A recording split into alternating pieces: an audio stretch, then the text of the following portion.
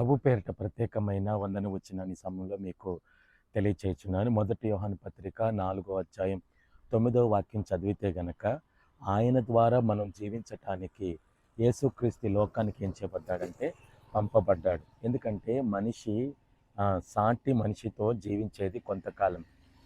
యుగాయుగములు ప్రభుతో కూడా మనం జీవించటానికే యేసుక్రీస్తు ఈ లోకానికి ఏం చేయబడ్డాడంటే పంపబడ్డాడు. ఎందుకంటే ఆయన ద్వారా మనకి జీవం. యోహాను సువార్త 1వ అధ్యాయం 3వ వాక్యం 4వ వాక్యం చదివితే గనక, ఆయనలో జీవం ఉండెను, ఆ జీవము మనుషులకు వెలుగై ఉండెను అంటున్నాడు. కాబట్టి ఆ జీవము మనకి ఇవ్వటానికే యేసుక్రీస్తు ఈ లోకానికి ఏం చేయబడ్డాడంటే జీవప్రదాతగా, జీవమునిచ్చే జీవప్రదాతగా యేసుక్రీస్తు ఈ లోకానికి ఏం చేయబడ్డాడు, పంపబడ్డాడు. ఎందుకంటే మనిషి జీవం లేకపోతే చనిపోయిన వానితో సమానం.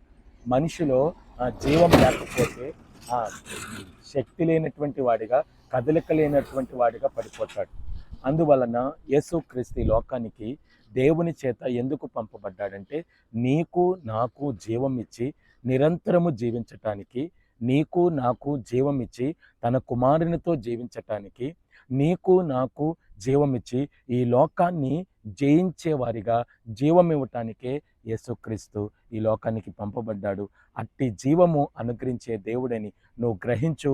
దేవుడి కొద్ది మాటలు దీవించును గాక. ఆమేన్.